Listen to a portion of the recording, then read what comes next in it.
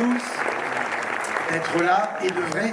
Il est temps maintenant que j'appelle les deux réalisateurs, une réalisatrice, un réalisateur, vous dire que exceptionnellement, et le film, vous allez voir, va peut-être susciter le débat, exceptionnellement, il y aura une séance de Q&A, de questions-réponses. Merci, ils sont déjà là, de les applaudir.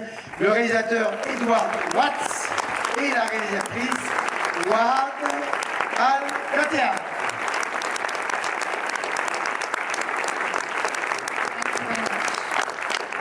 I'm sorry, first I don't speak French. I have, I know just one word, which is merci beaucoup. Thank you a lot for coming, and it really means a lot for us to be all of you here. And thank you for your time, and we are very happy to catch your questions after you will see that. And that's it. Merci beaucoup. Thank you. Thank you very much, first, for the reaction, and thank you all for standing. Sorry. We just have a special guest with us here tonight, which is my great husband, Hamza. Can you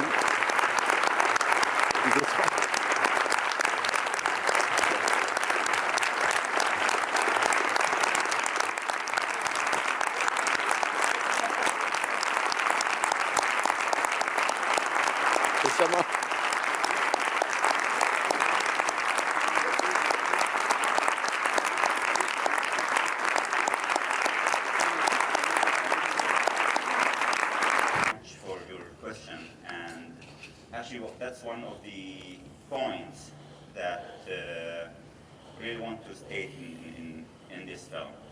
If you try to search when ISIS was out of Aleppo, you will see that it was on the 2014. So after 2014, there was no ISIS in Aleppo. While the regime propaganda, till the last day of the evacuation, I was still on reports with famous reporters, with CNN, BBC, Channel 4 News, The Guardian, and the first question they were asking, what about ISIS? Are they going to be evacuated with you?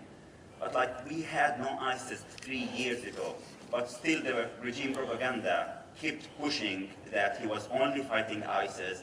Those people in the film are terrorists, they were killing people, I'm a terrorist doctor, we were beheading, blah, blah, blah. And I guess the only other side that the film wasn't covering is the pilot point of view of the shelling the people. I don't know if directors have other things to say.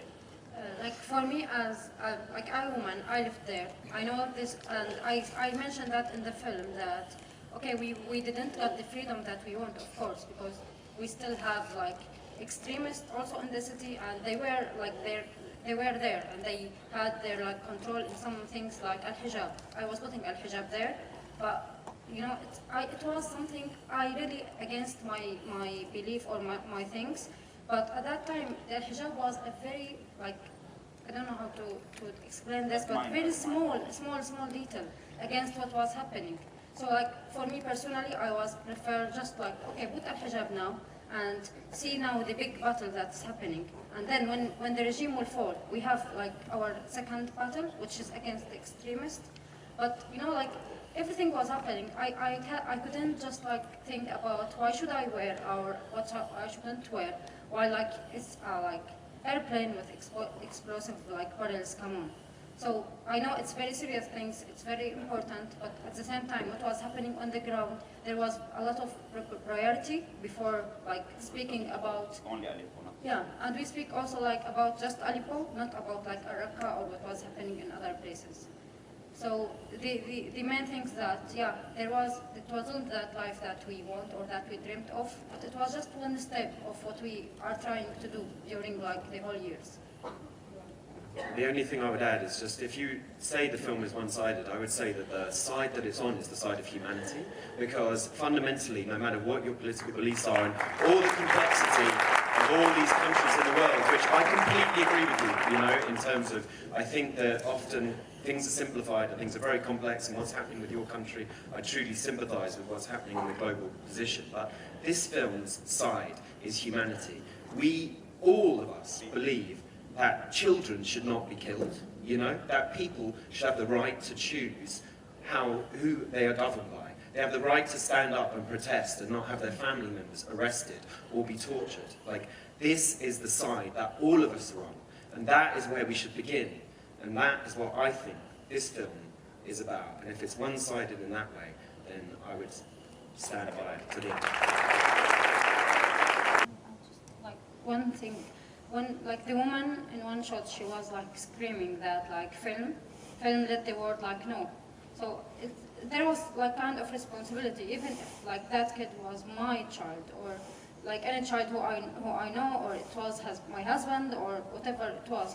We were in the place that we felt that if the world seeing this, something will change. And this is the same reason what I still do believe, that people can change the world. People who like were protest when we were besieged, they were the only hope for us, like, you know, to be out safety.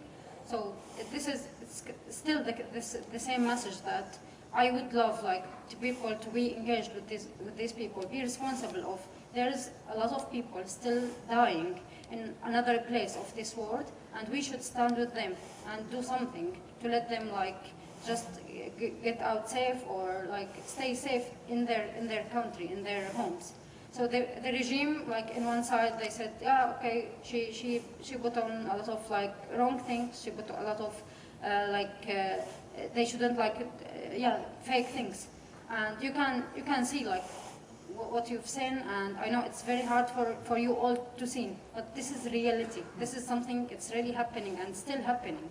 So I'm sorry for what you've seen now, but this is what was happening.